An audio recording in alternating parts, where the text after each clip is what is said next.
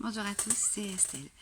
Aujourd'hui, j'avais envie de vous parler alimentation et notamment d'un repas dont on parle beaucoup et notamment en ce moment parce qu'il y a une sorte de mode ce qu'on appelle le jeûne intermittent, c'est-à-dire de repas sautés du petit déjeuner. Et c'est vrai qu'on nous a souvent dit que le petit déjeuner c'était le repas du roi, que c'était le repas le plus important de la journée. Et il faut savoir que certaines personnes ont du mal à manger le matin, que ça ne leur convient pas. Et d'autres personnes ont besoin d'énormément manger le matin pour tenir le choc et aussi parce qu'ils ont faim. Donc j'avais envie de revenir là-dessus parce que pour moi il y a une différence entre ne rien manger et trop manger. Et c'est vrai que les industriels ont un peu tous leur prescription de ce qu'il faut, de ce qu'il ne faut pas manger, mais à moins d'être un travailleur de force ou un grand sportif, en règle générale, dans nos vies actuelles qui sont quand même souvent sédentaires, on n'a pas forcément besoin de manger énormément. Alors quand j'entends parler des œufs au bacon, de la brioche au Nutella, du pain beurré confiture, des céréales avec du sucre, avec du lait, du jus d'orange, un yaourt, du bacon grillé, enfin voilà, c'est quand même beaucoup. Et je pense qu'il faudrait peut-être plus se dire que ce fameux repas du roi doit être bon et équilibré plutôt que chargé en protéines, en glucides ou en sucre de toutes sortes. Le plus important pour le petit déjeuner, c'est qu'il soit tonique, c'est-à-dire qu'il nous apporte suffisamment d'énergie pour tenir jusqu'au repas du midi. Et surtout, ce qui est vraiment très important, c'est l'apport en eau. Donc, vous pouvez très bien boire une grande quantité d'eau ou un thé ou même une tisane qui va être tonique avec du thym par exemple.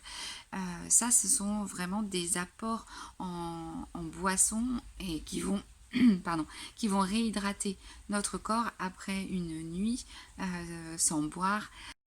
Pourquoi boire? D'abord parce que voilà, comme je vous disais, on n'a pas bu de la nuit, et puis ensuite aussi parce qu'il faut relancer la fonction rénale. Vous avez bien constaté que vos urines du matin, elles sont foncées. Il faut, dans la mesure du possible, faire en sorte qu'elles redeviennent claires le plus rapidement possible dans la journée. Donc boire énormément au petit déjeuner, c'est primordial. Ensuite, mettre ce qui nous convient le mieux dans notre assiette. Et pour ça, ce sera aussi en fonction de vos envies, de vos goûts et aussi du travail que vous allez devoir effectuer dans la matinée. C'est vrai que le repas du matin est souvent pris assez rapidement parce qu'il faut vite, vite, vite aller conduire les enfants à l'école, vite, vite, vite aller travailler, vite, vite, vite prendre le métro, vite, vite, vite prendre la voiture. Et c'est souvent avaler rapidement sans mâcher. Et là, c'est important aussi, c'est qu'on a mis notre corps au repos pendant toute la nuit, donc il faut bien mastiquer pour que justement notre corps n'ait pas besoin de faire trop d'efforts au moment de la digestion. Comme je le dis souvent, la digestion, c'est ce qui nous demande le plus d'énergie. Et voilà, autant faciliter cette digestion en mastiquant bien, en mangeant dans le calme, dans la tranquillité et dans la paix. Dans l'idéal, il faut opter pour des aliments que je dirais le plus naturel possible. Donc le petit déjeuner doit être le plus complet et le plus énergisant possible.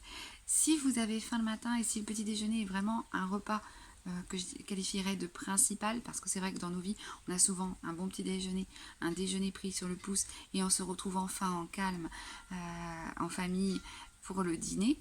Donc un petit déjeuner rassasiant, énergisant. Commencez déjà par une boisson chaude si vous en sentez l'envie et si vous en êtes capable, environ 500 ml de thé vert, de tisane de plantes toniques, comme je disais, le thym, le romarin, avec pourquoi pas une cuillère à café de miel. Vous pouvez prendre un peu de fromage, notamment du fromage de chèvre ou de brebis. Là c'est pareil, on mastique bien. Ou pourquoi pas aussi un œuf. Des céréales complètes, le plus naturel possible, hein, donc bio si possible. Des flocons mais naturels. Du pain complet. Pourquoi pas du sarrasin, des galettes. Voilà, tout ça le plus naturel possible et le plus complet possible. Pourquoi pas aussi un petit peu de matière grasse, donc de l'huile d'olive, du beurre, pouvez utiliser aussi des purées, notamment la purée d'amande, la purée de noisettes. Donc ça, ce sont aussi des bons apports d'aliments gras. Et puis, pourquoi pas tout ce qui est fruits secs. À la rigueur, vous pouvez même les mettre à tremper la veille, de façon à ce que ce ne soit pas avalé comme ça goulûment, mais vous verrez quand ils sont plus gorgés d'eau, vous avez plus tendance à mastiquer, parce que voilà, ça vous demande un effort de mastication supplémentaire.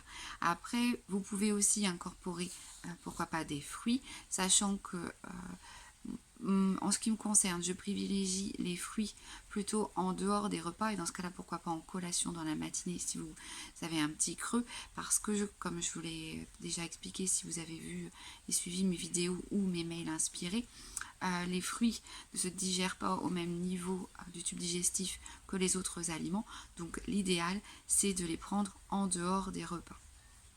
Voilà, donc n'hésitez pas à prendre ou pas un petit déjeuner.